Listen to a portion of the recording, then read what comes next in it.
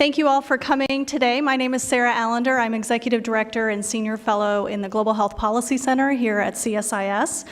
Thank you all for joining us in person today, and thank you to all who are joining via webcast. We're very excited to launch our Global Nutrition Policy Primer and discuss how to maximize U.S. nutrition investments today. Global nutrition policy is a relatively new addition to our work here at CSIS, and we jointly cover it in two different programs, the Global Health Policy Center and the Global Food Security Project. For us in global health, we see nutrition as a critical, low-cost, highly effective intervention that has far-reaching impact on its own, but also as a critical supplementary input into other global health interventions. For the Global Food Security Project, they have built nutrition in as a critical cross-cutting component of their work to analyze global food security trends and U.S. engagement to reduce hunger, poverty, and malnutrition. The primer that we're here to discuss today has been led by the Global Health Policy Center, but we've had input from the Global Food Security Project into its contents. For us as the Global Health team, we've expanded our work in global nutrition policy over the last few years, really with our Task Force on Women's and Family Health, which launched its final report 2 years ago. We've also, in the last year, conducted a research trip jointly with Food Security to Uganda and launched a policy brief and had a public event on that brief last October. And it was through that task force on women's and family health that I got introduced to global nutrition. I actually was quite surprised by how complex a field it is, maybe not as surprising to the experts who are here in the room, but also how cost-effective nutrition is as an intervention, and how integral it is to the success of other global health programs.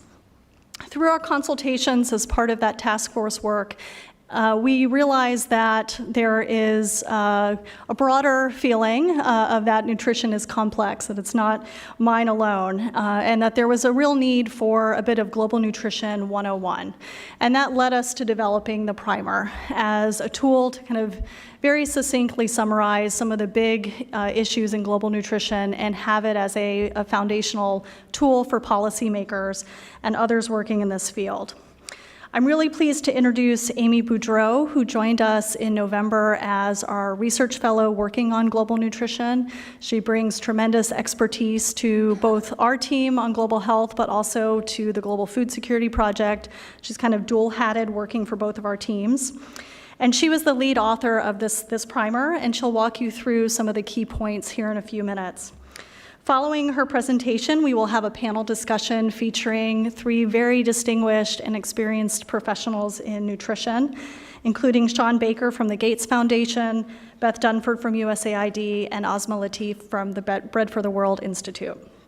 Before I turn it over to Amy, there were a number of people who provided valuable time and input into the development of the primer.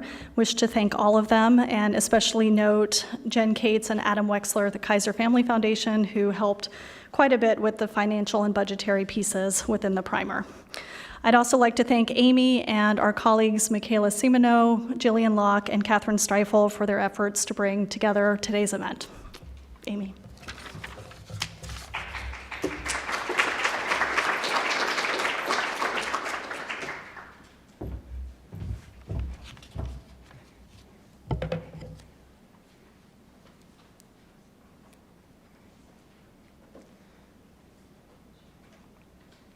Yay, it worked.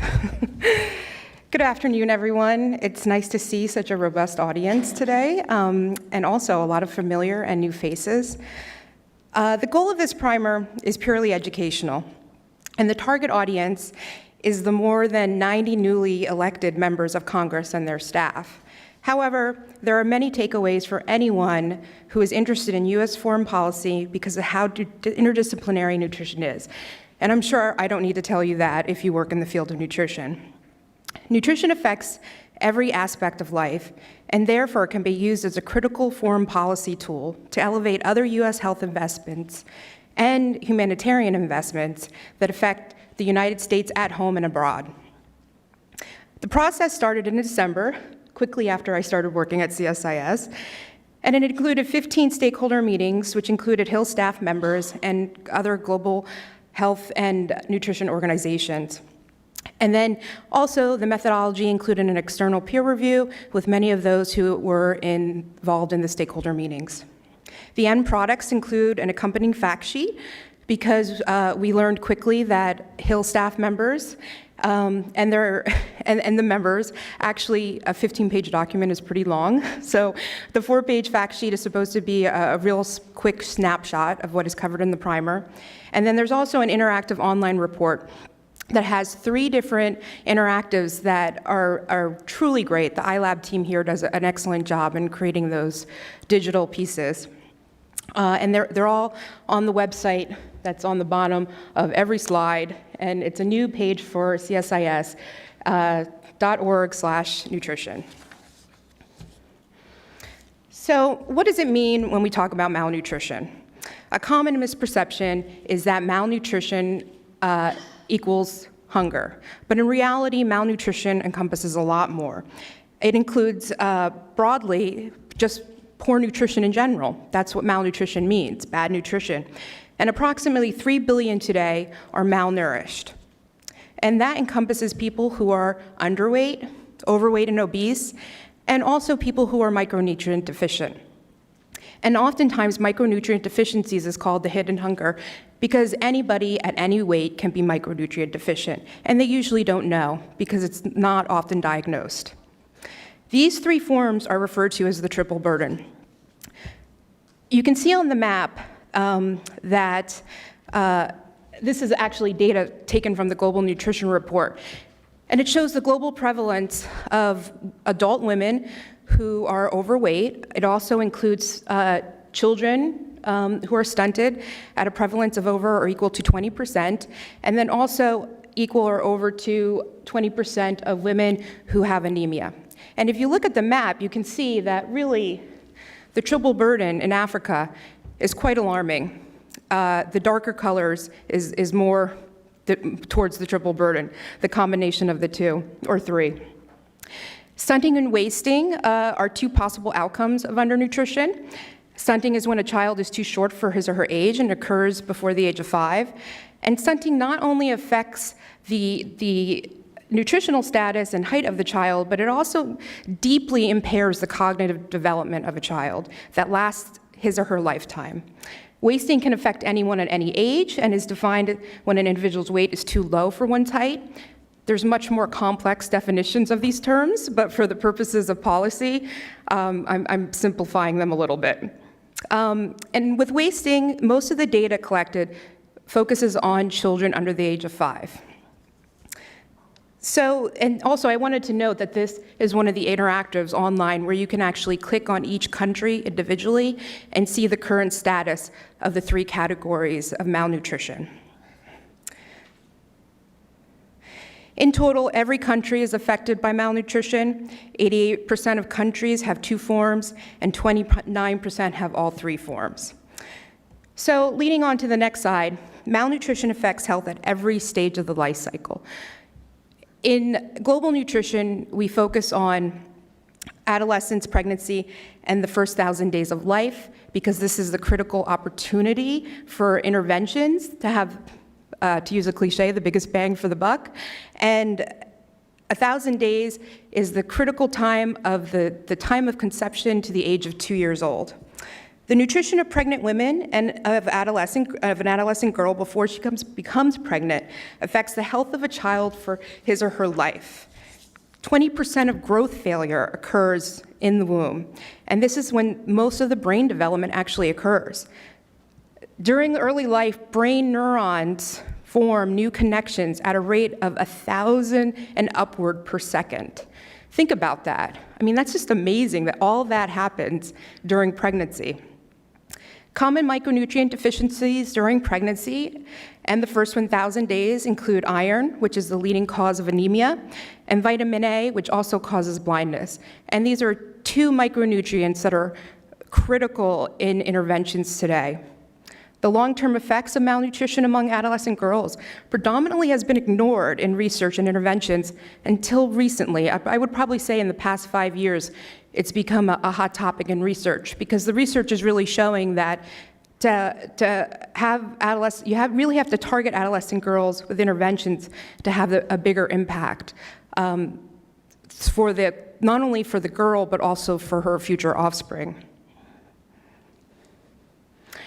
Quickly, most of you probably are aware of these two terms, but I'm going to review them for those who are not nutrition experts in the room. There are two types of nutrition interventions, and this is critical when we start talking about the actual budget implications, which is the primary topic of today's conversation. Many things affect nutritional status besides diets, and it's very, very complex. And the variables involved for investments and also interventions is whether the intervention is nutrition specific or nutrition sensitive. Nutrition specific supports the immediate causes of malnutrition. So those are interventions that are focused on breastfeeding, vitamin A supplementation. Nutrition sensitive interventions support the underlying causes of malnutrition, such as food safety, affordability, water, sanitation, and hygiene. And again, this is terminology that we nutrition folks use every day, and those who aren't working in the field don't really know the difference between the two. But they're critical to understand when we're talking about investments. So, looking at nutrition in global health economies and human securities, what does nutrition actually mean when we talk about disease? It plays a major role in infectious diseases and also non-communicable diseases, NCDs, such as cardiovascular diseases, diabetes, and undernutrition and micronutrient deficiencies contribute to the risk and the severity of these diseases and can hinder treatment responses.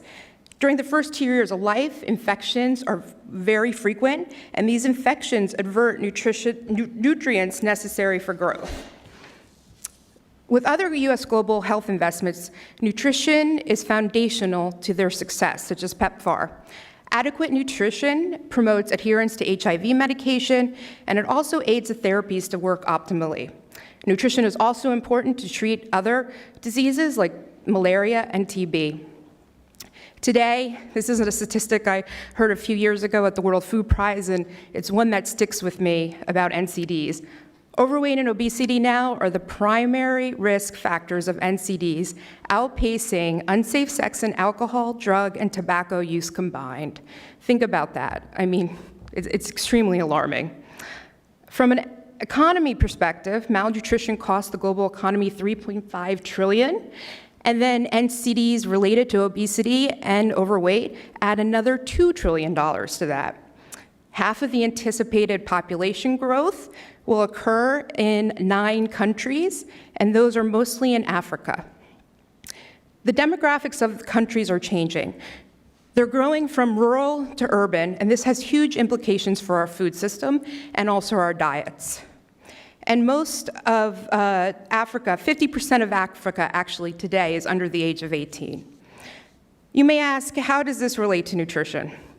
Well, 38% of Africa and 33% of Southeast Asia children are stunted today. Stunting has severe effects on the gray matter of a country.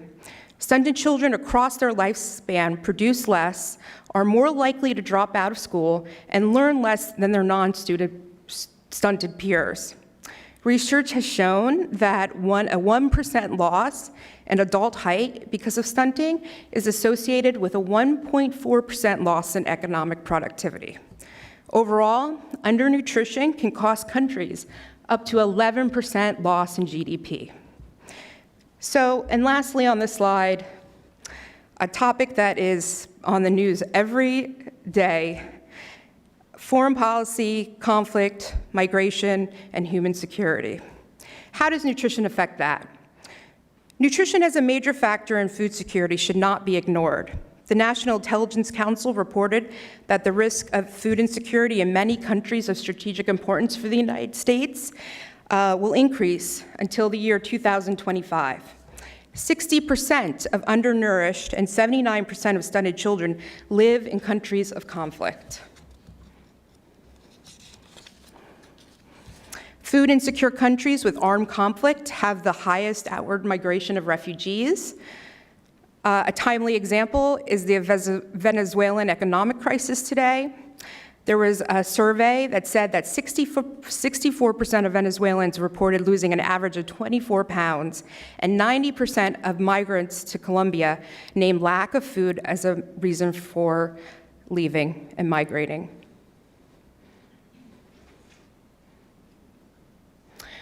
So quickly, going over some global nutrition calls to action. The primer goes into much more detail of this, and there's also actually an interactive timeline where you can actually click on each event and learn more about it for global events and also United States events. But when we're looking at the global nutrition landscape, nutrition has been prioritized primarily in the past roughly 10 years, since about 2008. And that's when food prices spiked and the UN initiated the high-level task force on nutrition and food security. During that same year, the great and much cited Lancet series on maternal and child undernutrition provided the world with the evidence and consensus necessary to focus on maternal nutrition in the first 1,000 days. And then in 2012, the World Assembly endorsed the set of 6 global nutrition targets for 2025. And these nutrition targets really are the blueprint for global nutrition. Other initiatives are the Scaling Up Nutrition Movement, the Sustainable Development Goals in 2015, and nutrition is a focus of number 2. And to show how cross-cutting nutrition is actually an indicator of 12 of the 17 SDGs. The Nutrition for Growth Summit galvanized investments in 2013 and raised $24 million. And the next Nutrition for Growth Summit is in 2020 in Japan, and countries are currently planning for that event. And lastly, the Global Nutrition Report started in 2014, and this report is an excellent resource that before 2014, a lot of the data was not presented in such a concise and accessible way, and it's published every year. Looking at US leadership, paralleled with the global timeline the past 10 years, 2009, former President Barack Obama initiated the Feed for Future and committed $3.5 billion and started that initiative within USAID. And then also 3 additional reports that I'd like to call out because I'm sure there'll be a discussion today is the USAID Multisectoral Nutrition Strategy, the accompanying monitoring and learning plan, and then also the USG Global Nutrition Coordination Plan. These 3 reports provide blueprints for integrating nutrition across United States investments. And you can see in the graphic that there are actually 8 departments and agencies that engage in global nutrition activities. Moving on, nutrition within global health. This is one of my favorite slides. There is only one publicly reported sub-account dedicated to nutrition-specific funding, and it is within USAID's global health programs. This does not mean other funding doesn't go towards global nutrition, but this is the only account that is publicly available and appropriated by Congress. Nutrition comprises of only 1.6% of this sub-account, which equates to 0.003% of the total federal budget. To put this in perspective and context, the World Bank did an analysis in 2017 of how much money is needed for the World Health Assembly 2025 targets. The findings revealed that an additional $70 billion is needed over the next 10 years to meet just 4 of those targets, and those targets include stunting, wasting, breastfeeding, and anemia. These 2 graphics also appear in the primer. The one on, I guess, your right or left, that one actually shows the budgetary process within Congress. So it goes from the president's request to the final funding. And you can see that the numbers vary. So, and many organizations report different funding levels, whether they get them from budget justifications to then also the final funding. This is just for the GHP nutrition-specific sub-account. Other funding can also come from the Economic Support Fund, Development Assistance, and Food for Peace. So you really have to look at the footnote when you look at graphics on funding to see actually where the money is coming from, whether it was appropriated or it was discretionary funds added on later. As you can see in the other graph, funding remained stagnant. This was a good year for nutrition because it did bump up to $145 million, but it remained stagnant at $125 since 2016. The second graph shows funding levels that were reported to the Global Nutrition Report from 2012 to 2016, and this also includes the nutrition-sensitive funding. So you can see how the numbers vary, and a large portion of budgets go to the nutrition-sensitive interventions. So moving on to the last slide, which looks at our analysis of how do we improve U.S. global nutrition and increase its impact. CSIS provided an illustrative example in the primer of what could be supported if the actual GHP nutrition subaccount was doubled from 145 to 290. Although this is a big increase to the subaccount, it's pretty small within the $8.8 billion global health budget, and a small drop in the bucket towards filling the $70 billion necessary that the World Bank suggested and reported that we need to meet some of the WHA targets. This increase in funding could provide the support to fully implement the multi-sectorial plan, the monitoring and learning plan, and also the coordination plan that USAID has ready and available to be implemented. And this money could also be used to actually support a pilot project utilizing the tools already developed in those plans. To fill the gaps identified in the primer, funding should be strategically allocated to USAID implementation, research, and operations. And for example, 80% of the funding of the 145 additional funding dollars could support implementation, and 10% each supporting research and operations.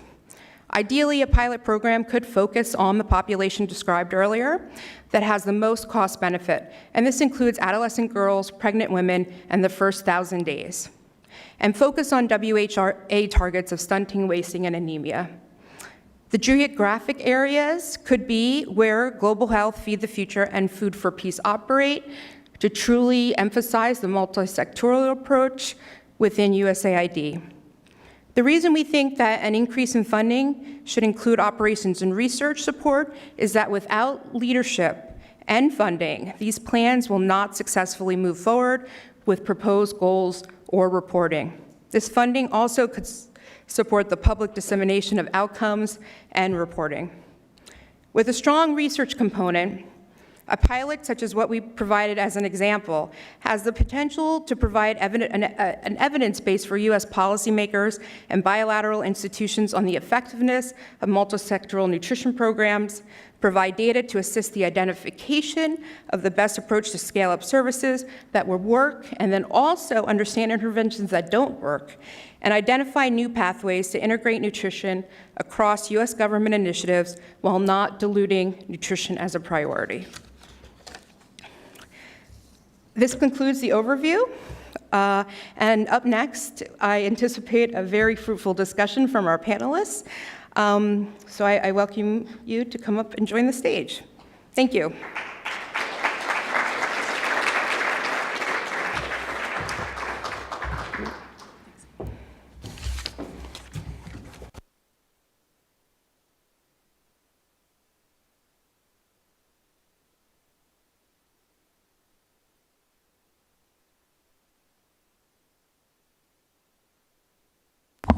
Thank you, Amy, for that overview. And Amy is going to join us for the audience Q&A section of our conversation today. So if you have specific questions about the primer, you'll have a chance to hear directly from Amy in a little bit. But first, I want to introduce our panelists for today. Again, we've been joined by a real stellar cast of nutrition experts. We're really thankful to all of them for joining us today. First is Beth Dunford. She is the assistant to the administrator in the Bureau for Food Security and the deputy coordinator for development for Feed the Future at USAID. She is dual-hatted, charged with coordinating implementation of Feed the Future across the U.S. government and overseeing USAID's technical and regional expertise, focusing on improving food security. Beth brings to her current position a lot of extensive experience as a career Foreign Service officer, including most recently as the mission director in Nepal. Our second panelist has traveled all the way from Seattle to be with us today. Again, very thankful for that. Sean Baker is director of the nutrition team at the Bill and Melinda Gates Foundation. He also has an extensive career in nutrition. Before he joined the foundation in 2013, he served as vice president and regional director for Africa for the Helen Keller International and as coordinator of the Famine Early Warning System in Southern Africa. He is the former chair of the executive committee for the Scaling Up Nutrition Movement and currently serves as special advisor and ex officio member of the committee. Our third panelist is a trusted collaborator of ours, having served on our task force for women's and family health and advised quite a bit on our nutrition recommendations as part of that final report. Asma Latif is director of the Bread for the World Institute, where she oversees the Institute's research analysis and education on policy issues related to U.S. and global hunger, malnutrition, and poverty. She also serves on the executive committee for the SUN movement and on the steering committee for the SUN Civil Society Network. Thank you all for joining us today. I've asked each of our panelists to offer a few minutes of opening remarks related to their vantage points on global nutrition and how to maximize U.S. investments. Beth, particularly on the U.S. government and USAID's evolving approach to nutrition. Sean on the global governance and implementation lens, and Asma on the DC policy and advocacy landscape. And again, we'll have a moderated conversation after their initial remarks and then open it up for Q&A. Thank you. Beth?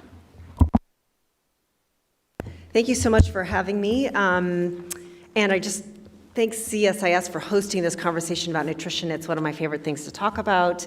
And I just think it's really important that we get more and more people engaged in the conversation. Really want to thank our supporters from Capitol Hill who have been really pushing the nutrition agenda, increasing funding, really supporting Feed the Future, the Global Food Security Act, also Water for the World Act, that are all really very, very important contributors to our efforts on nutrition. And I think that, as was stated, there's been a lot of progress in nutrition. We know that since the 1990s, under 5 mortality has decreased by half. There's been progress across the board. Since 1990, since 2000, USAID has contributed to saving the lives of 40 million children. I mean, there's a lot to talk about. Feed the Future, we know in the areas where Feed the Future is invested, we've seen a 32% decline in stunting. So this is progress that we've made collectively. A lot of champions here in the room have really helped us get this far. We launched the multi-sectoral nutrition strategy in 2014 to really bring together all of the U.S. government's tools, resources, expertise to really have a more coordinated effort to address nutrition. We put out technical guidance. We hired nutritionists, aligned reporting across the agencies on a basic level, and really showed leadership in nutrition. But all that said, we all know there's a long way to go. I think that we just heard from the primer a lot of the different areas that we need to focus on. I'm here to tell you sort of where we're headed that really responds to a lot what you've heard in the primer.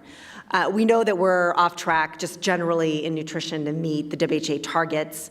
Hunger is on the rise for the first time in over a decade. Very, very concerning. We know that shocks and stresses that the populations that we work with are increasing in frequency, in severity, in complexity. So as we really work to accelerate the progress that we're seeking in nutrition, we know we have to protect that progress within this more complicated and risky environment.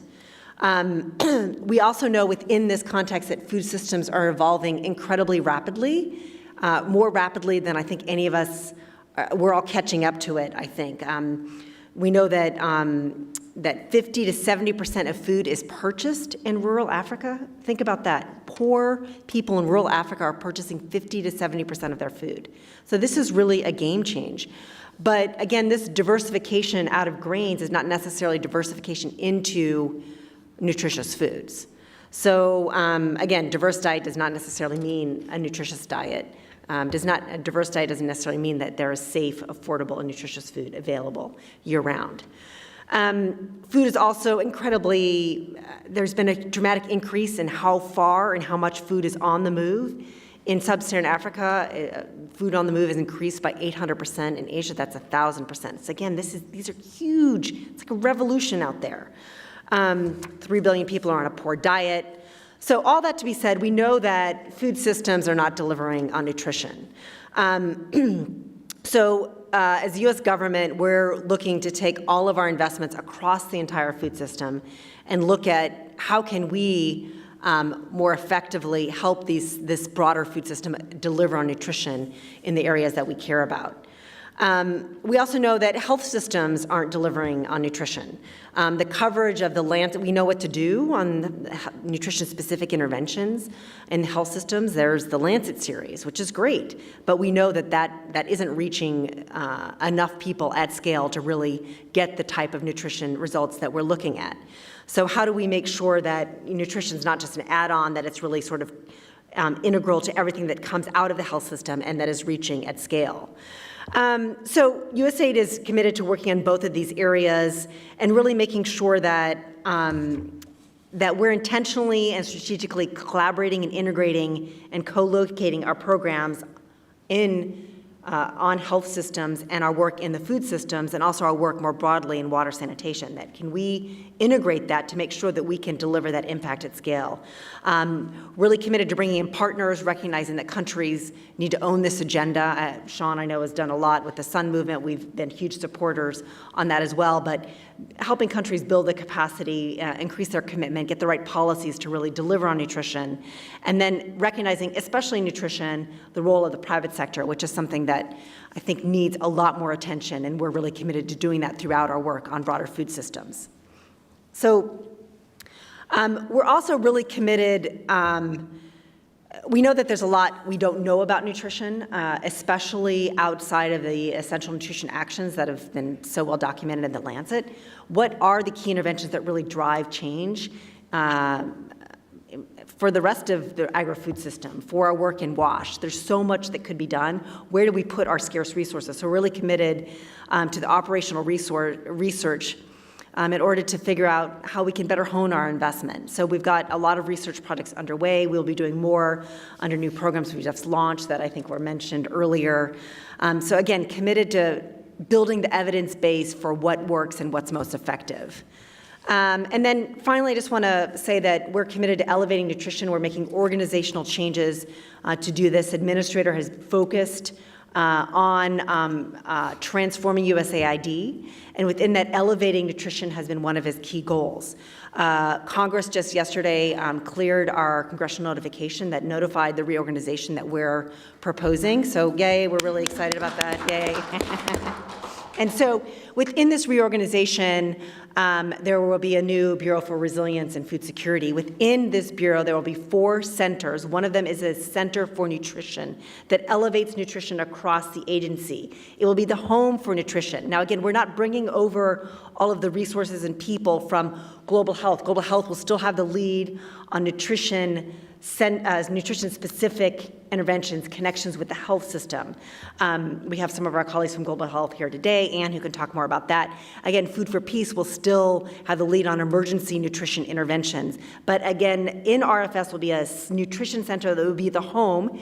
And to govern all of this, to bring it together at the leadership level, really make sure it's elevated, there will be a Nutrition Leadership Council that will be headed by the Assistant to the Administrator for Resilience and Food Security, right now that's me, again, and the AAs from Global Health and from the Bureau for Humanitarian Assistance. That will seek to ensure that from a leadership level, we are able to pull together, strategically plan, integrate, and coordinate. So we're really excited for all of that, and we're already starting to lean in. This Nutrition Leadership Council has already been stood up, and we are actively looking to stand up the Nutrition Center structurally as well.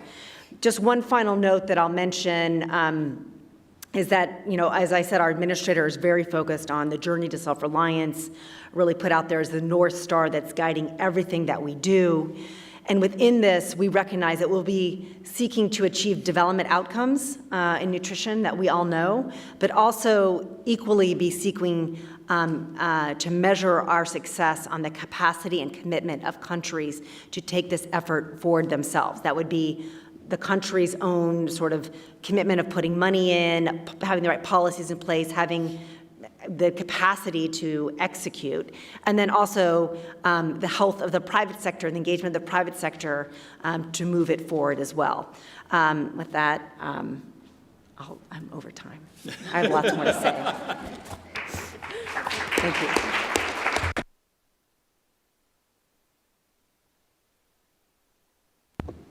So I saw I would be on the panel with Beth, and I said, Beth, I only come if you got some new news to announce. And she did, and so I came. Thank you, Congress. But no, I start with that, so a huge congratulations, because I'll tie it into, I think, that sort of leadership from USAID is exactly modeling the behavior we're asking of governments of high-burden countries. At the end of the day, we actually do know what to do, but any country that's truly made progress in reducing undernutrition has had that high-level political leadership that can get these different sectors to work together. And that's, I guess, where I was going to start my remarks. And so you have to be careful of the timing, because once I get talking about nutrition, I can go for a long time. I want to come back to actually one of the first data points that were up there on Amy's slide.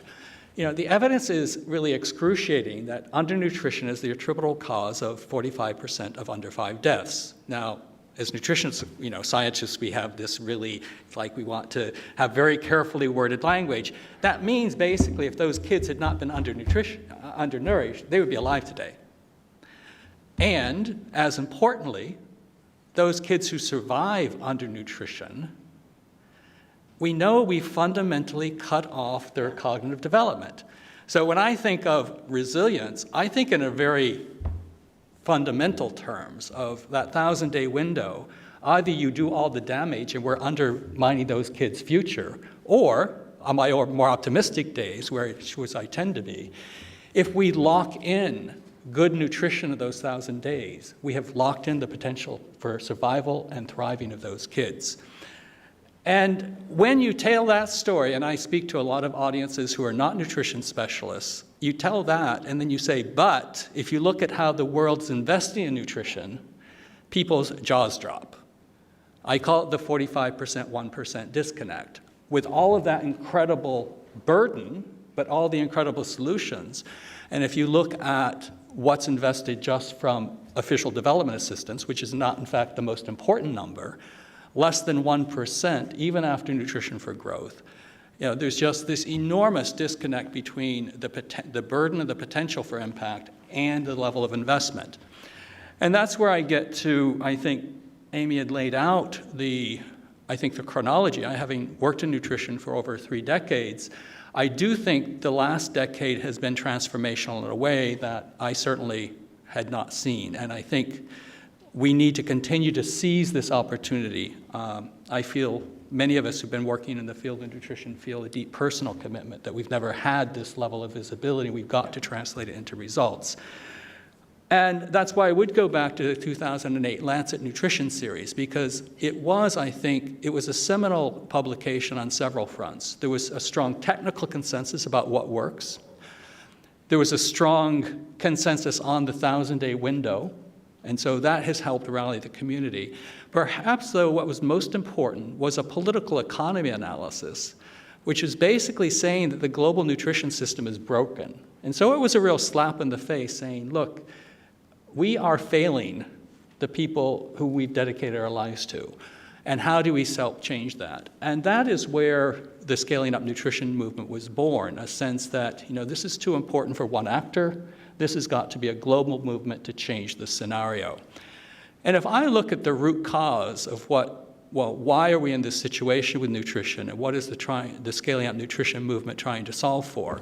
I try to boil it down to 4 words: invisible, orphan, unmeasured, and voiceless. Invisible because, as we've seen, I think in the public's mind, malnutrition is that severely emaciated child who needs immediate care for severe acute malnutrition. And of course, those are tragic situations, but that's just the very tip of the iceberg of the true burden of undernutrition. Orphan, well, who owns nutrition? Beth, now we know you do, but that's important, and I say that, but that's what's nobody dislikes nutrition, but is it health? Is it the food? Is it the food system? Is it private sector food industries? Is it agriculture? Is it social protection programs? In fact, we do need all these actors. The unmeasured, it's been grossly unmeasured, just the status indicators, and until recently, we actually didn't have a strong consensus about the actionable indicators of what interventions do we need to scale up, and how do we make sure that in the health system, those are being delivered. What does the ag system need to do? And then voiceless, I used to have a parallel life working on the technical review panel of the Global Fund, and got a lot of insights about how the HIV community organized itself. There were activists who were scaling walls of parliament. We don't have stunted children scaling walls of parliament. And so I think the Sun movement is really trying to put countries in the driver's seat, but saying, look, you need to make commitments, you need to have strong coordination by governments that are at high political level, and we as partners supporting these governments need to do the same thing, both in countries where we work and then also on the global stage. And USAID has been a founding member of the Scaling Up Nutrition movement, very active in the donor network, and I think the huge opportunity of this new move is also to make sure this global leadership is also replicated at the country level, to make sure that even at the USAID mission level, it's the mission director who is really taking the lead. And I think that leadership, not just the financial resources, but that political leadership of USAID in country can be really transformational. Thank you.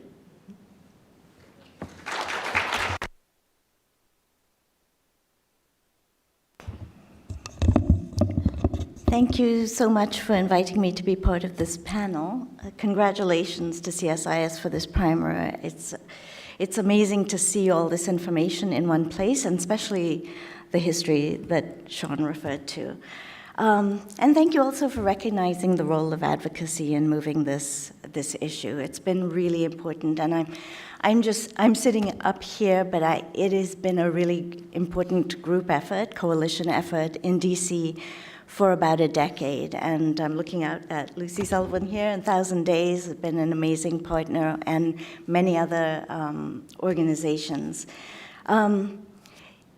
It's true that USAID has been a leader in nutrition long before the Lancet series. I mean, the Lancet series really reflected the evidence that USAID was building up through its programming over decades.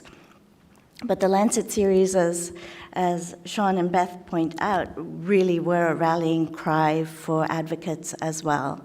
The information was so clear and succinct. The problem was defined in such a stark way that an organization like Bread for the World, that had been focused on hunger for, at that time, 30 years, hadn't really been talking about nutrition. And it really just did change the way we began to think about our work. And it came, in the fact that there were concrete solutions, a target population, made it crystal clear what needed to be done. And it came at a time when the world was really grappling with a global food price crisis. And that created an opportunity for a dialogue with policymakers who were really trying at that stage to come up with a comprehensive solution. As advocates, we seized on this information. I know my boss, David Beckman, ran down the hallway saying, we have to do something about this. So we seized on this information and really began to engage with our partners, our fellow advocates, on what do we do with this information. And as the Obama administration was, coming in, looking at trying to solve the food security come up with solutions to the food security crisis and what would become Feed the Future, we were, as an advocacy community, poised to make the case that nutrition needed to be really integrated into that approach. And so Feed the Future ended up having two objectives. One was raising incomes, and the other was improving maternal and child nutrition. And that took, concerted effort on our part to have a clear message about why this was important. Once Feed the Future was up and running, it became clear to the advocacy community that having nutrition in there without, clear guidance on what to do once it's an objective was an issue. And we could see that there were various parts of USAID working on nutrition, but it wasn't really still getting the attention that it needed. And so we worked together in the lead up to the first Nutrition for Growth Summit to really engage the administration on developing a strategy, both a U.S. government strategy, what ended up being the U.S.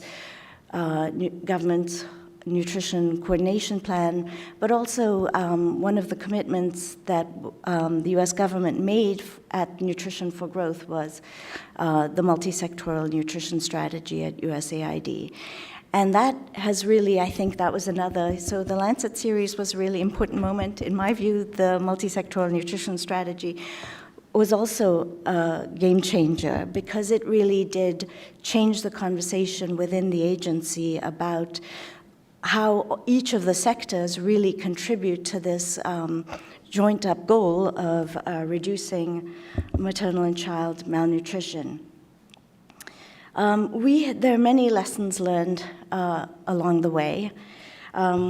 We really have some insights into what works in terms of advocacy evidence. The clarity of the recommendations of the Lancet. The return on investment, the Copenhagen consensus, really put nutrition as one of the smartest economic decisions that countries and donors could make. But that return on investment really changes the conversation, brings new people into the discussion. Country ownership, I think, all of this conversation around sun and nutrition was happening alongside, much more focus on country ownership, country leadership, and building local and country capacity. And I think that's an important part of the story. It goes to the journey to self-reliance, that we are helping countries really take over these issues for themselves and really empowering countries to be in the leadership role. The impact, I think when we started the conversation around Nutrition for Growth, there were real concerns that we were making commitments as U.S., in the U.S., that were going to be really hard to achieve around the stunting targets for Feed the Future. And it's been really great to see that you set goals, you can actually achieve them. And that impact really has helped generate support on the Hill for nutrition. I know I'm on time, but while, the DC community was engaging the administration on this, we were also helping to build the support on the Hill. So over the last 10 years, steadily, there's been slow but steady increases in funding for nutrition, a slight hiatus for about 3 years where they stayed put at the 125 million level, but it's really nice to see the bump up last year of 20 million for nutrition. And I think that is a reflection because we are seeing results on the ground. And members of Congress, congressional staff are beginning to understand why nutrition is important. There are lots of lessons learned for the future, but I'll wait for that for the next round. Thank you, Asma.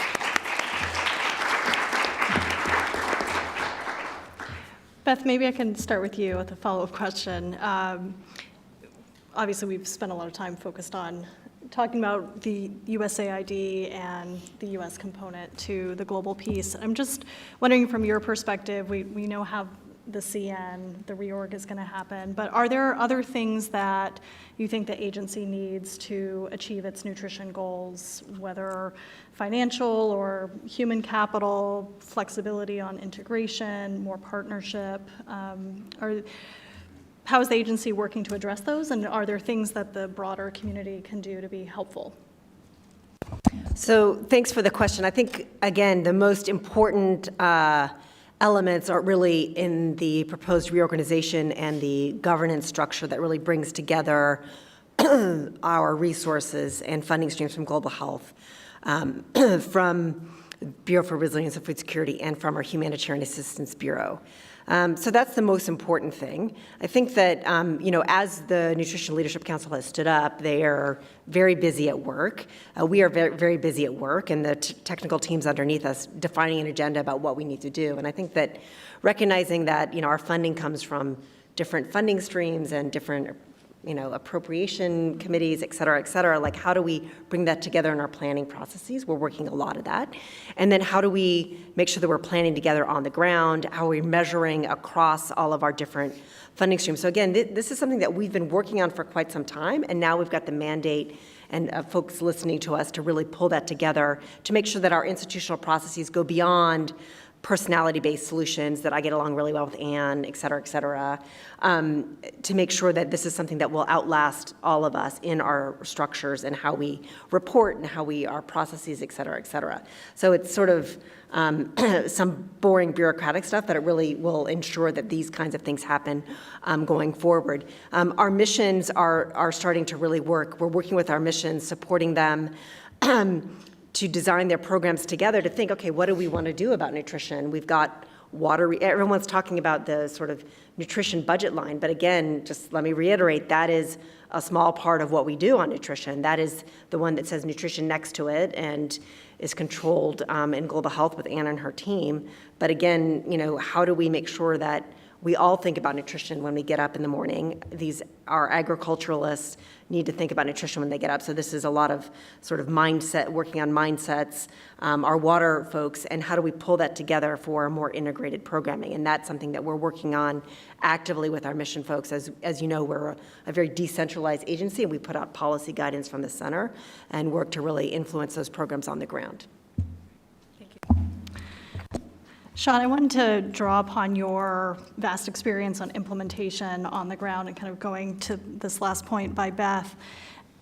From your perspective, how can we improve the kind of symbiotic relationship between what's learned on the ground through implementation and bring that back up to policy and to inform policymakers and in particular appropriators and others about what's working and what might need to be improved?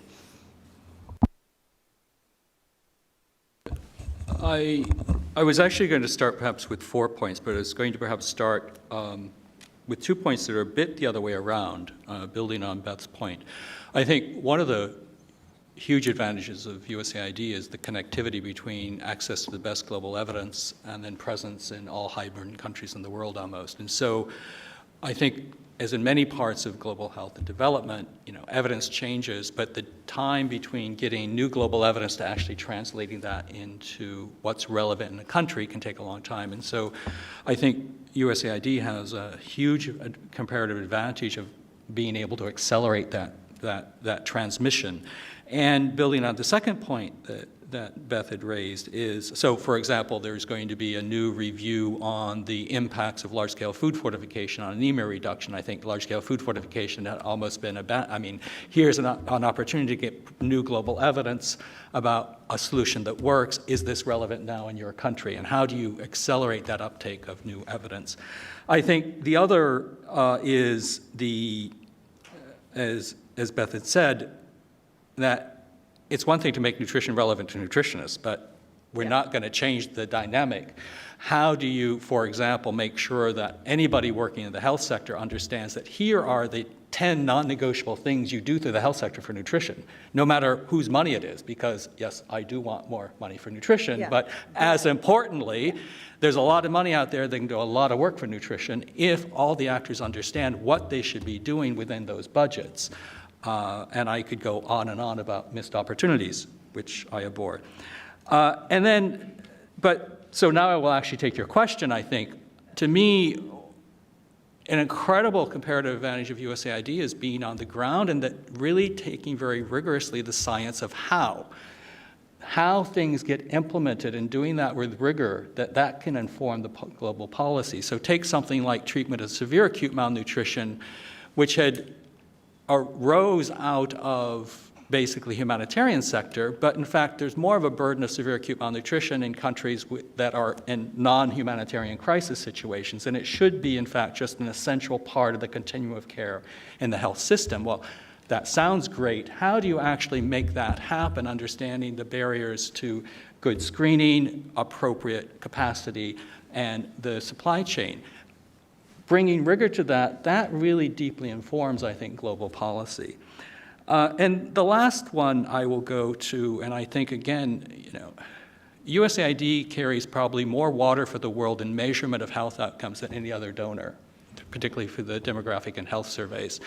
And while it's good that we're fixated on stunting, but that's the long-term goal. And the pathway to stunting is a long one, and we have to have things that communicate on a more daily, regular basis that are actionable. And I think we're much smarter now about what are the interventions we need to do, what is the consensus on those coverage indicators, how do we manage them and communicate them to program managers, decision makers, and politicians. That the stunting is, by nature, is going to be a slow move, but we can get real traction on things and saying we are delivering the right things to the right people, and that will translate into stunting. And I think given USAID's footprint, that's an especially sweet spot to focus on. Thank you. Asma, maybe picking up a little bit on that, just given your experience, you talked quite a bit about engaging with Congress and moving the needle on the funding, but what sort of messages are you finding having traction? I mean, in terms of, again, one of the reasons we decided to put this primer together is that global nutrition is this vast space. How do you articulate that in terms of your work with Congress, and what's gaining traction with them in terms of the messages? I think definitely one thing that's getting traction is seeing some results. And the evidence, I think we need to have a clearer story about how these investments are used and the outcomes that come of those investments. I think there is still, you have champions who understand why nutrition is important. I think there's still a long way to go in helping champions and broadening the tent of champions in understanding how nutrition is important to their specific interests. I think, it's still somehow seen in more sectoral ways, and there is a lot that we need to do to really to demonstrate and show that nutrition is actually foundational and underlies all U.S. investments in global health and development. And I think once we shift that frame, it'll be a much easier task in getting people to invest in this. I think another area, and we've talked a lot about the challenges of implementing a multi-sectoral approach. Part of the challenge is the funding comes in sector-specific ways, and Congress is leading that effort. Some of that is important because it guides and sends clear messages of priorities, and that's important. But at the same time, you need the flexibility on the ground at the country level to be able to implement a comprehensive approach. And so thinking about next next steps is really beginning to engage Congress. They have increased their investment in nutrition. They are, through the Global Food Security Act, really demonstrated support for this work. But that next step of how do we accelerate progress on nutrition, and what will that take, and what is their role in making that happen? And so really, I think the key to that is helping them see how foundational nutrition is to absolutely everything they care about. Thanks. So maybe drawing along this line a little bit further, I wonder if maybe each of you could speak to what multi-sectoral or integration means to you. I mean, I think it can come out in a lot of different ways. How do you think about it, and what would be the benchmark of success in terms of really having nutrition integrated with other areas? I mean, I guess I'll just make a couple of points. One is that we're not integrating just for integration's sake. It has to be strategic. And it's really getting together in that strategy planning phase to see how we can bring together all these different resources in one place. If you have really amazing behavior change communication coming out of the health system, and there's no nutritious food in the market that's safe, affordable, and available, it's really not going to get you that far. If we're really focusing on getting those orange flesh sweet potatoes out, but again, all of these, we don't have clean water, et cetera, et cetera. So you need it all to make it work. And so I think a successful nutrition intervention will find great difficulty in moving results if you do not have a lot of those pieces together. So for me, the success is driving nutrition outcomes, which we can't do alone, and really making sure that, again, everyone feels like it's their job to come together. It doesn't always mean that we geographically co-locate. It may not make sense, right? But I think that just making sure that we're planning together to make sure our national systems level work as we've thought it through with what we're doing on the ground, where we need to intervene in the food systems, where we want to work on broader water systems, et cetera, I think that's what's going to make the difference. I wasn't ignoring you. I was actually looking up a quote, which I can't find yet, but I'll try to find it before the end. So I'm a firm believer in multi-sectoral approaches. I also see the dark underbelly because it can become extremely confusing, and it's like, oh, if it's so complex, how it kind of, it's not good to lead with complexity, and I think as nutritionists that sometimes has been our problem. Of course, it is a complex issue. Our job is to distill it into actionable activities and accountabilities for each sector. So I often don't use the word integration, but co-delivery. And I think the key is to really look at understanding what's the problem, what is the pathway to solving that problem, and then within that pathway, who are the actors that need to do what? And you don't need to have everybody understand every piece. It's everybody, the sector that's responsible for a piece needs to understand exactly what that sector has to do. So if you have skilled attendants at birth, and that skilled attendant is not supporting that mom to breastfeed more than 1 hour, something failed. The health sector failed right there. You can have those accountabilities. If you're not having an ag system that is focusing on smallholder women farmers and providing them inputs, we know that we're not going to have the transformation. And so it's really being very crisp about what those accountabilities are. And sometimes it will be trade-offs because we're working in systems that you can't do everything for everybody at all times. So how do you actually work through what are going to be the most impactful things to do in a given setting, make crisp accountabilities and measure it well. And that does require that high-level political coordination so that it's not, again, that every part needs to know every piece, but that you've actually got, I was at the opera last night. In my dream world, I would be the conductor in an opera house. I can't sing a note, right? I can't do scenery, but that's the idea. You want to have every person in the orchestra playing his or her part, the conductor, in this case, she was a woman playing her part, the singers. It's to bring it all together, but not everybody has to play every role in every instrument.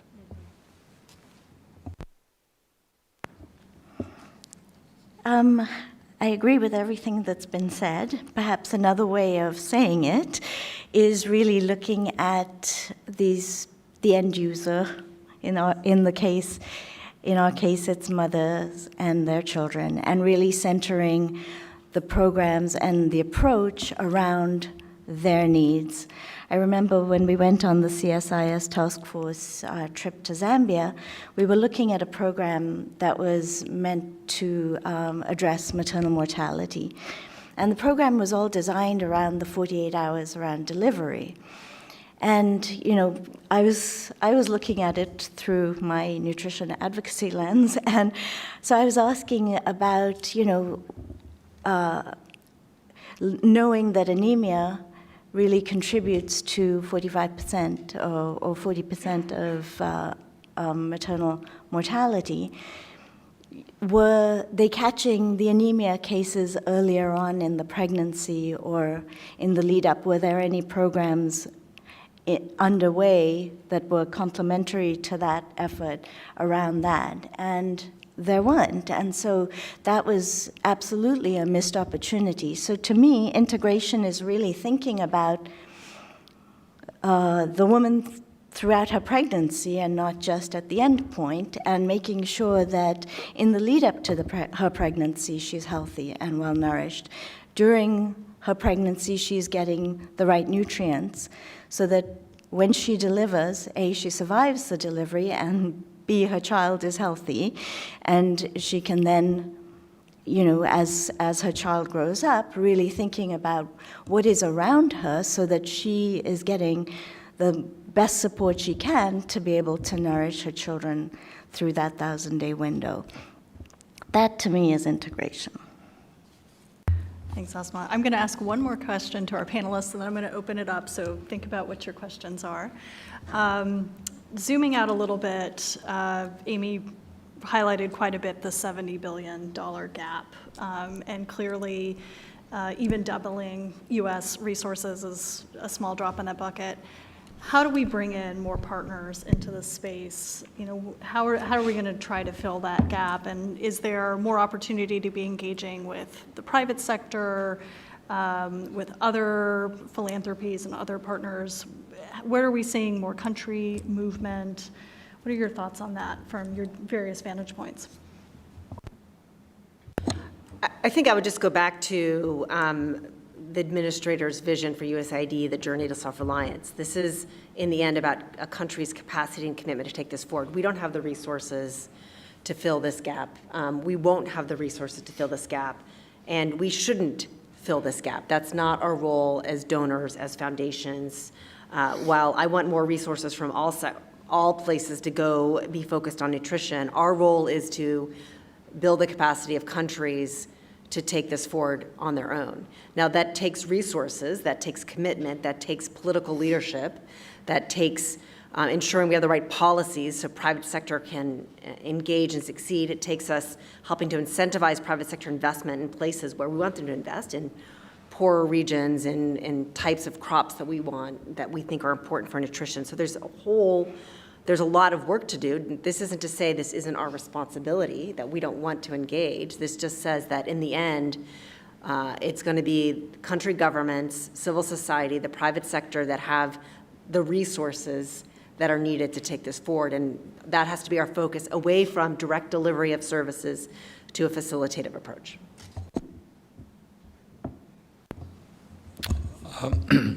I'm really echoing Beth's point of view. I mean, I think it's a very different world out there, and that's obviously, as donors, we need to continue to focus resources and increase resources on the issue that's been so neglected and close those opportunity gaps. But I think our role is very different than buying scale. It's very much about how do you work within systems to get the systems to help deliver best. I think part of the challenge is how do you have that narrative, because it can be easier to contribute to tell donors, be they members of Congress or individuals, oh, well, you bought a vitamin A capsule, where in fact, I think our role is no longer to buy coverage. It's really how do you work within systems. And to me, and when I get really goosebumps about the scaling up nutrition movement, you actually see things like that. And so, for example, in Cote d'Ivoire, by joining the Scaling Up Nutrition movement, it gave the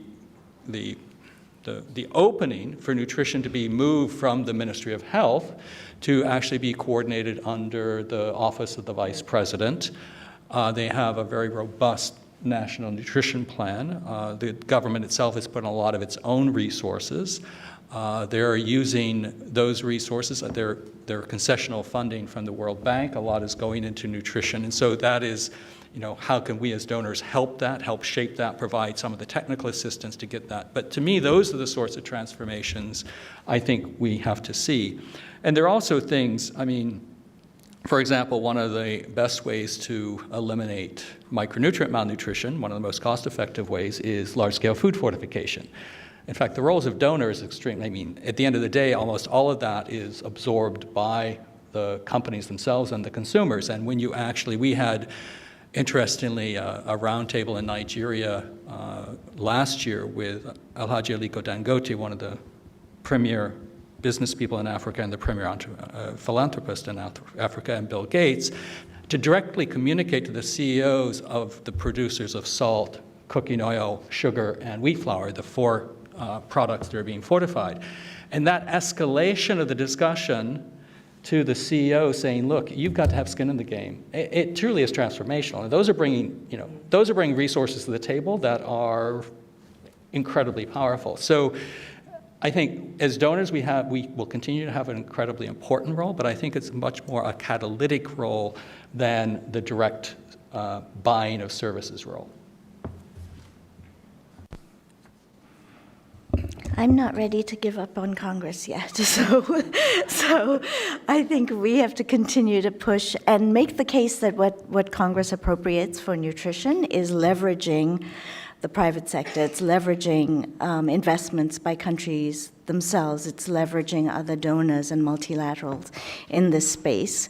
I'm excited that there is a resolution out there in Congress recently introduced, HRES 189, that is really going to be a tool to help educate the new Congress and lots of freshman members about nutrition, about this opportunity, to educate them about the great work that has been done, but then what needs to be done. How do we accelerate? How do we move the needle on nutrition? And so really making the case that Congress and the U.S. government can play a catalytic role in accelerating progress. Thanks, Asma. Thanks to all three of you. We'll go ahead and open it up to audience questions now. Amy, if you would like to join. Might have to grab a chair.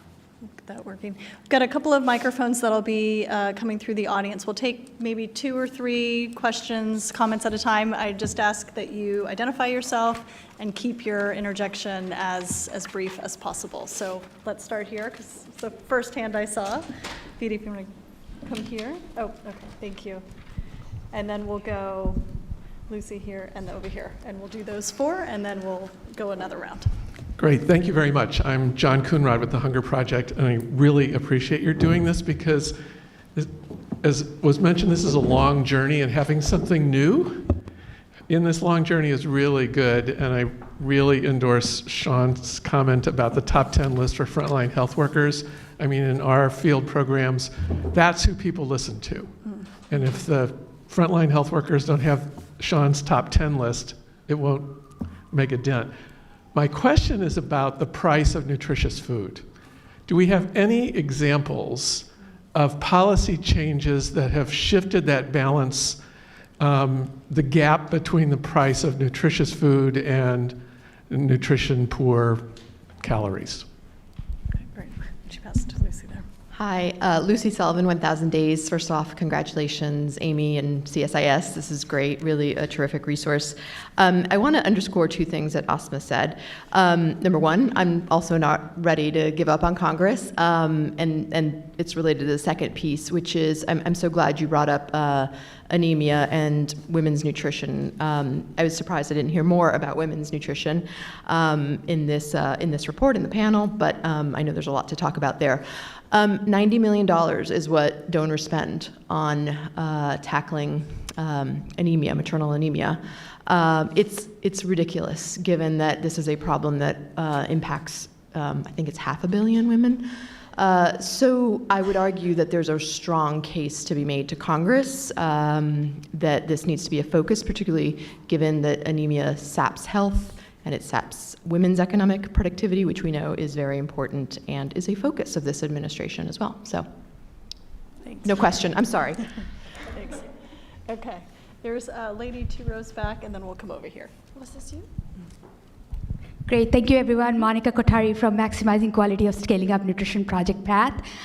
Thank you so much everyone for excellent presentations. Thanks for the primer and congratulations to USAID for this announcement.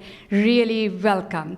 I just wanted to make 2 comments and kind of questions. So as part of the project mandate that we have, we support scaling up nutrition countries to develop the multi-sectoral action plans on the request of the Secretariat and the government. And I wanted to pick up on Sean's orchestra beats. And when we are going to the countries and helping them develop the plans, it looks like that they really don't know how to create this orchestra, how to create the multi-sectoral action plan and the process of it. Once you help them do that, they basically put together all the sectors together. They define the notes, what they have to play, and go back and realize that, oh, the sectors are playing the notes, but not in the same way to create the music for nutrition, but they are playing the notes on a different scale, on a different way. So just a plea to everybody that how can we actually align those notes, and we are seeing these multi-sectoral action plans, or CRF, are really the place as a starter to help them do that.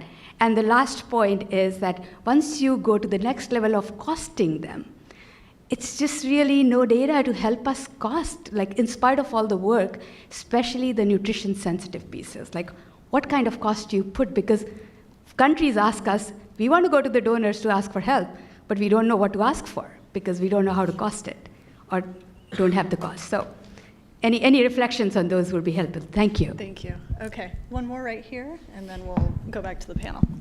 Hi, Julie Howard. I'm a senior advisor here at CSIS, the Global Food Security Program, and just thank you for all the leadership that's embodied there on the panel, CSIS. So I completely support the notion of strengthening countries' local capacity to lead on this issue, but I think the donor community, the U.S., others have also obviously a duty to lead. And I ask myself, so as an Aggie, I mean, we are laboring under still the Green Revolution. We're benefiting from the fruits of the Green Revolution, but our investments, are really, really skewed to cereal crops, for example. And I think, Beth, that's still largely reflected in the priorities of Feed the Future, the country systems. And Sean, I mean, that's still reflected also in Gates' priorities on the agriculture sector, and certainly in AGRA's priorities. So what can we do collectively, to sort of say, yes, we're going to strengthen countries' capacities to lead on nutrition, but we're also going to start shifting our own investments to a more nutritious, a more diversified portfolio of commodities. Thanks. All right, well, why don't we just start, Beth, if you want to jump in on these points, and we'll just go down the line. So Julie, I'll go to your point first. I think that you're right. I think that our investments are very skewed, have been very skewed towards cereals, and I think that we've been really undertaking a very data-driven review of where we can see the most impact and where we need to be, sort of channeling our research investments that will be towards the crops that poor people grow, that drive nutrition, et cetera, et cetera. So we're looking at this broad evidence-based review of our research portfolio, and we expect to see shifts going forward. That's something that we're actively working on. I think that also, I mean, looking at countries, we know that the national research systems are completely broken in most of these countries where we work, and really that's an important part of really getting research going in these areas to be adapt varieties that work in countries where where we know it's most important to really be able to get nutritious crops, seeds, et cetera, for nutritious crops out to farmers. So that's something that we're definitely actively working on. So we agree with you there. I think the other point I just wanted to make is on policies that affect the price of nutritious foods. I think that, Sean talked about food fortification. That's an important policy that, they're coming out with a lot of evidence on what it can actually do. I think that recognizing, again, like I was talking about the explosion or the revolution within the agri-food system that is happening at an incredible rate, there are tens of thousands more small and medium enterprises that make this whole food system operate, that's enabled 800% lengthening in the journey from farm to fork in Africa, 1,000% lengthening in Asia, et cetera, et cetera. So these small and medium enterprises exist, but they're not as efficient or effective as they need to be and they can be. And again, sort of engaging with these enterprises, making sure that there are right policies that foster their growth, access to finance, again, us as donors and other organizations leaning in with technical assistance to build their capacity, both on business skills and are they thinking about foods in the nutritious way? So that the efficiency in that SME sector is a really important area to look at how this food can become more affordable as these efficiencies grow. I could go on all day about some of these, so I was going to try to quickly go through several of the points that was raised. So I first was going to have one fight with Lucy and one agreement with Lucy. I was criticized not saying women's nutrition enough. I actually thought there were two people going through the 1,000-day journey. But it's important, I think, because, and I say that not just to be cheeky, but I like to be cheeky with you, particularly Lucy, but it's so essential, I think, that it is truly, it is the mom and the child dyad that we need to take excruciatingly seriously during the 1,000-day window. Anemia, I think, I concur that there needs to be more investment in anemia, but I think this is also where we can get a lot less anemia for the same amount of money, because so much of it is missed opportunities, like great increases in ANC coverage. But women are not getting their iron folic acid. They're not getting their intermittent presumptive treatment for malaria. They're not getting deworming. Those aren't additional costs per se. It's having the health sector actually take this seriously. That ANC with no quality is pretty anemic. The price of nutritious foods. So Beth stole the fortified. I think it is, to me, there are not a lot of examples, and I think this is where one has to fundamentally shift what we are measuring, because if you look at most ag ministers, what they obsess about is the food balance sheet, and we know that's all based on calories. And if you look underneath of it, how much is the nutrition in that food balance sheet, it's very poor. Just to take a case, I think IFPRI had done an analysis of the relative price of an egg. Now, an egg is a good barometer of an affordable, nutritious food. In Nigeria, if you're in the fourth economic quintile, so not even the poorest of the poor, one egg a day is going to cost you 44% of your income. So here we are going to promote moms, feed your kid egg, eat an egg, and it's just not, there's a disconnect between the affordability and the nutrition of the foods. I think the point is extremely well taken on costing that, and Ellen and I were actually just having this discussion. I do think there's been, and for the nutrition-specific interventions, I think we're much smarter on costing, and we can do a lot better job of, with a given bucket of resources, how do you best allocate? The other sectors, the evidence is getting better. It's not ideal. I think that one has to move forward with what's the best evidence we have to date, knowing it's imperfect, but it's at least directionally correct, and keep to iterate. And I think this is part of the learning agenda that, again, I think USAID is embracing of, we've got to try, measure, adjust, and the better we get, the smarter we'll get. I think the point around the green revolution, I think I've answered it to a bit, that one has to rebalance the focus of ag. We can't not produce the staples, but how do you both increase the nutritional quality of staples through things like biofortification, but then also how do you have more animal source foods being produced, consumed by the right people, et cetera, to have a more balanced approach to what's available in the food system. I did find my quote, but do you want, okay. So anyway, because as you may have seen, I worked for Helen Keller International for a number of years, and one of the advantages is she was a very quotable woman. And I think of it, when I think of multi-sectoral coordination, because it can seem so complicated. So she had a quote that I actually reflect on a lot in these complex situations. I am only one, but I am still one. I cannot do everything, but still I can do something. And because I cannot do everything, I will not refuse to do the something I can do. And so to me, it's all about defining for each person what's the something he or she can do. I'll just add on to Lucy's outrage around anemia. I remember when we were doing the task force report, I think Sarah's job was to cost out all the various components of the various interventions that we were proposing. And the number for anemia was so low that it was almost an embarrassingly low number. 12 million a year. 12 million a year. 12 million a year. So we grappled with, I mean, do we want to put out such a low number? Are we underestimating? And no, we got confirmation that that is the reasonable amount. It's a drop in the bucket. It's so little money, and there are so many platforms to address anemia. There's the health platform, the food systems platform, the school feeding platform, and we are underutilizing all of these platforms to address this issue that affects 500 million women. It's outrageous. On the multi-sectoral plan and costing, I mean, it is really, really, really hard. It was hard for USAID to do it. It took a couple of years, and then the whole of government part of it. So, I mean, as a sun country, it is incredibly hard.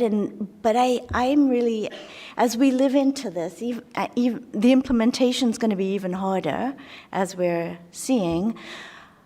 But I think this is a really big, I think the learnings from the nutrition work and SUN, in particular multi-stakeholder, multi-sectoral, will really help other sectors as well. I mean, I think if we crack this nut, it's going to be really impactful in the whole field of global development and global health. So it's really worth doing, and I think the more that we can help build that capacity at the country level for them, you know, to do it for themselves and really do it well will be money well spent. In regards to the cost of food or the cost of nutrient-dense food, one thing that we haven't mentioned today is the fact that as incomes rise, so do diets change, and not necessarily for the better. So, I mean, we've seen it in China, we've seen it in India, where when incomes start to move into the middle of the pyramid, we start to see more overweight and obesity. And I think that in part reflects the cost of food, or is related to the cost of food, but is part of the equation as well. I don't have an answer to what do we do for the cost of food, but that is a point I'd like to make as well. And then also too, back to the multi-sectoral planning. One thing that I think is missing is that we often evaluate the outcomes and the plan, but we don't actually evaluate the process of how these partnerships are formed. And anyone who's worked in a partnership, whether it's 2 organizations or 3 organizations, you know it can be extremely difficult and complex. We all have competing priorities. And I think there needs to be more research in that and how we navigate these partnerships, not only on the outcomes of the partnerships, but also the process, and how we can better work together. It will take some people to be very honest and blunt, because no one likes to discuss the challenges when working together, but we all know that there are challenges. So I think that's something that would be beneficial for everyone. And just on the point about anemia, and to pull on Ozma's comments, for the task force, we did focus on, we proposed a mid-level initiative focused on adolescent girls and young women with the goal of minimizing the missed opportunities and kind of leveraging the full U.S. government arsenal to maximize touch points with adolescent girls. And the nutrition recommendation was around anemia. And in the primer, I think Amy did a great job of condensing down a subject that is very complex. And originally we were aiming for 10 pages and had to go to 15 to cover the breadth of the topic. So hence why there's we tried to be balanced across the range of issues. So let's do another round. So we had one gentleman back here who had his hand up earlier, and then we'll go to this lady in the third row, and then to this gentleman. So let's start right there, please. Hi, my name's Phil Thomas. I'm with George Mason University, work on food security issues. And it seems to me, there's been progress, as you say, in the nutrition area. But the concern I have is the lack of demonstration of adequate political will. How do you amass political will in the environment we're in today, given the enormity of the problem? We talked about HIV and how that went. And my question here is this a government issue, both at the donor and the recipient level? Is it a private for-profit issue? Is it a nonprofit issue? Should we be talking about private-public partnerships? But how do we get the mojo? Because it seems to me the enormity of the problem is so significant, and the failure of institutions to respond to it. Look at the defense budget. What, $600 to $800 billion a year? And we're talking about a few trivial $1 million, hundreds of millions of dollars. Something's wrong with this picture. Thank you. All right, let's come up here. Maybe my comment will help or not, I'm not sure. Hi, my name is Ellen Piwaz, and I work for the Bill and Melinda Gates Foundation, and work very closely with Sean. And last year, Kofi Annan wrote in an op-ed or viewpoint piece that without data, you're flying blind, and if you can't see it, you can't solve it. USAID has been the primary funder and shaper of the vast majority of nutrition data in use in the world. You should be congratulated for that. We did a survey of several hundred stakeholders around the world to try to understand where they get their data from and how they use it and what data do they need and what the gaps are. And the number one source of data was the demographic and health surveys, which are, thank you to the US government, an incredibly valuable source of information. I will also confess that we have a partnership with you to help improve that nutrition data that we're very proud of, thanks to Anne, and we have people in the audience who work on that quite a bit. The DHS program is in the process of reviewing the questionnaires to see how it can be improved, and there's been a robust exercise to look at how we can get more and better data on nutrition incorporated into the DHS, recognizing that there are many other competing interests. But it's been a great process, and we're hoping that that source of data will become more important. But frankly, that's not the only source of data that's out there. That's a demographic and health survey. And I guess the point that I'd like to make is you all lead on data. You know the importance of data, you use evidence at every level, and you're very unique as a donor in the sense that you have all these technical resources that your missions can access to bring that data to the fore. So my plea in this as you move forward is to really prioritize what role you can take across sectors in ensuring that the efforts that you are supporting to collect, analyze, and use the data, permeates each. The best information, the standardized information, the right information is getting captured in the data collection platforms that the different sectors are using in order to understand their progress, their problems, and where they're heading. And I wanted to add, since we talked earlier today about how the focus of your initiatives is on, putting yourself out of business and translating capacity to the countries. And this is one area where it's not just about collecting the information, it's about developing the capacity in the countries to actually know what questions to ask, know how to analyze it, and know how to use it. And that's a pretty big undertaking, but it definitely is something that I think needs to be done, and needs to be done in a big way in your new world order. Thank you. Okay. Thanks. All right, and then the gentleman there. Boy, that's tough to follow. My name is Dan Silverstein. I'm a private sector and capital markets advisor. And Amy, your comment about engaging the private sector or engaging different partners with all competing or at least different objectives got me to thinking about something. So I want to make an observation and see if it has, and ask if it has validity. I'm guessing that there are about 65 people in this room, and I think I counted maybe 11 men. That means that 85% of this audience is women. 80% of the panel are women. I'm wondering, and so that's as a backdrop. When I go to meetings and listen to subject matter experts of publicly funded institutions talk to each other, I often hear the rhetoric being, this is captured in the essence of, this is really important. We've got to be able to tell them that we need the funding because it's so relevant. And I often ask the question, where's the value proposition to the people to whom you are speaking? And it makes me wonder if this whole conversation about nutrition is not perceived as a woman's issue. Clearly it is.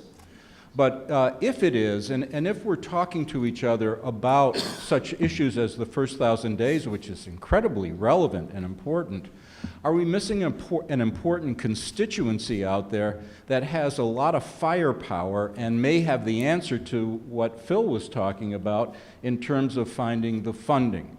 And so I guess my question to you is, have you articulated for yourselves the value proposition to men to understand how important this is? Thanks. Great. Okay, we'll go back to the panel and see if we've got time. We may have time for one more round, but I think let's go back to the panel with these three to start off with. I wanted to speak to Ellen's question about if you don't have data, you're flying blind. And I think that we all know that the DHS is really the gold standard and I come out of the ag sector, and so we always want to be more like our health colleagues about getting data and being able to just do what you all do in health, what we all do in health. And I think that we're really pushing on, we have this initiative together with the Gates Foundation on, it's called 50 by 2030, to really get governments to have their own systems, their own capability, collect their own data on agriculture.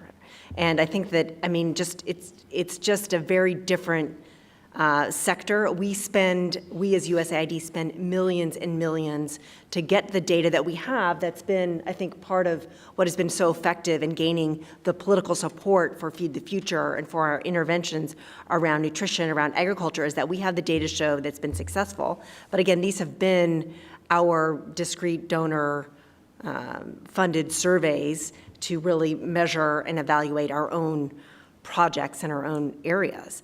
And so we really want to shift that to governments.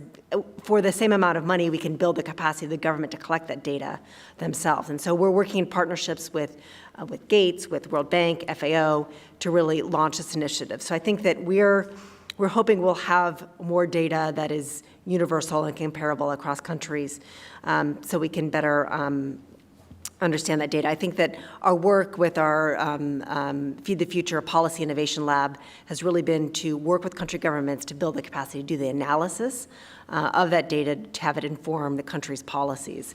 Again, there's a long way to go, but we're moving in that direction, and we agree with you wholeheartedly, although the road is long to be able to get there. I think importantly, as we look to get better data on agriculture and agri-food systems, we need to make sure that we're really incorporating new technologies for data collection, geospatial, et cetera, that I think can really make our data collection much cheaper, much quicker, and they really help the facilitation of using that data. So it's one of the things I'm most excited and passionate about, and we're really investing in that area.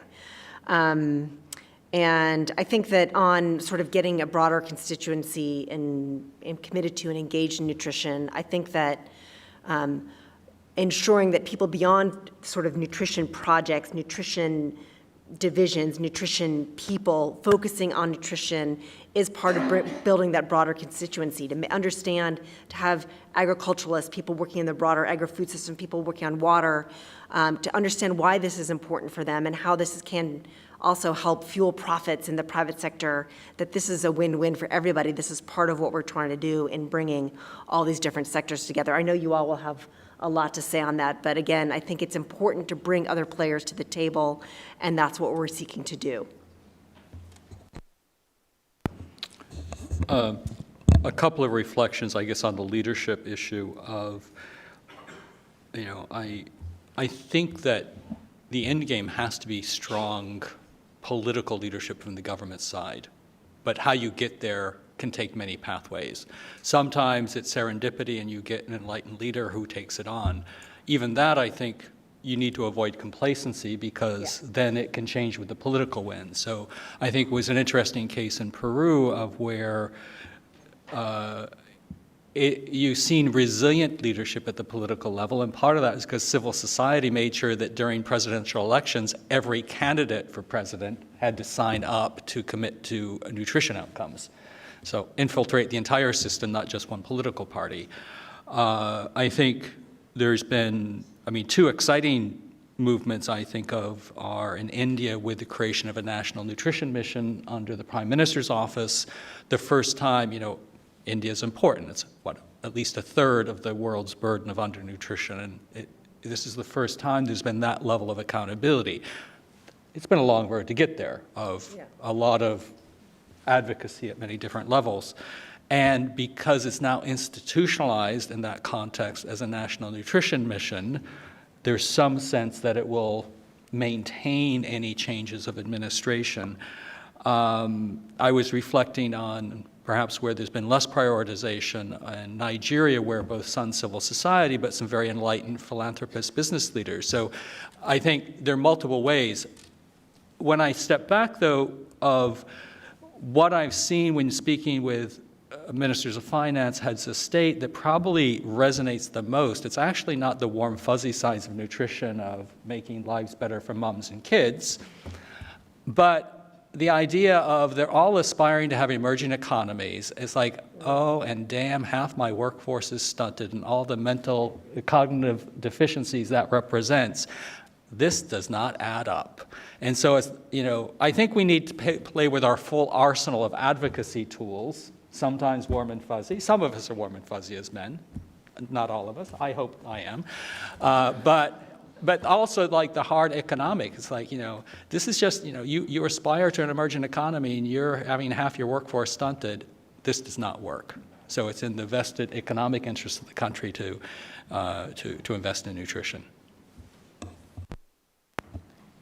Just Phil, to your point about the political will, I think it's important to take stock that we have made progress on political will. It isn't where the budgets are as large as the Department of Defense, but it is really, as Sean said, seeping into the mindset of finance ministers and things like that. It's the translation of these things into actual plans and resources to go with the plans where we really need to expend our energy now. It is interesting that the former president of the World Bank really positioned nutrition within the human capacity,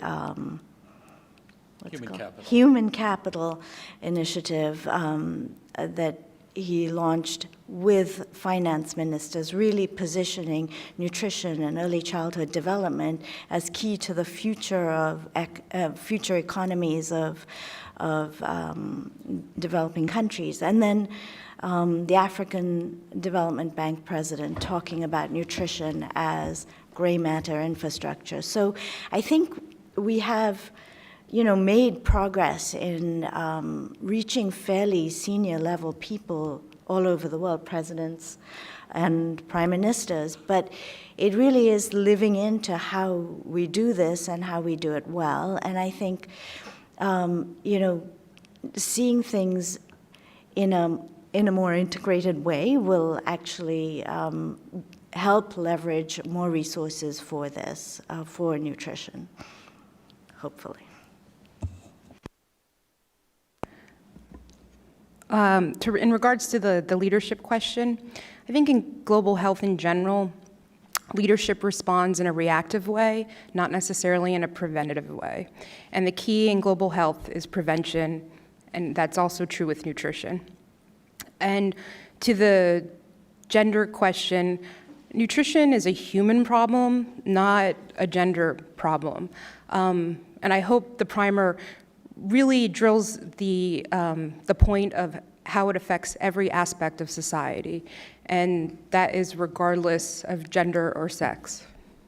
And I'm actually really happy that we have a panel of mostly females. No offense to the males.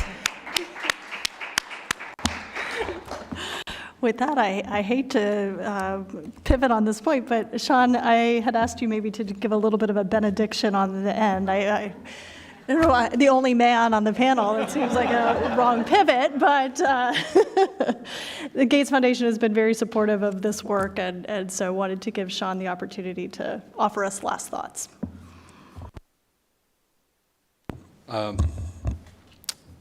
So you've given me a heavy responsibility, so thank you.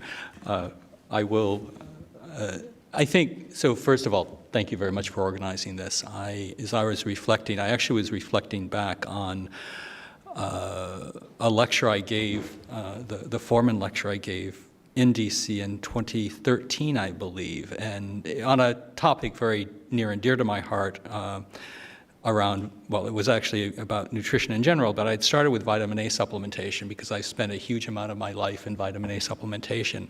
And as I went back to, because I was giving that lecture, I had delved more into the history of how all the science evolved around vitamin A supplementation. And, basically it was the leadership of U.S. government and U.S. research institutions, and moving from the basic research to the operations research and the implementation.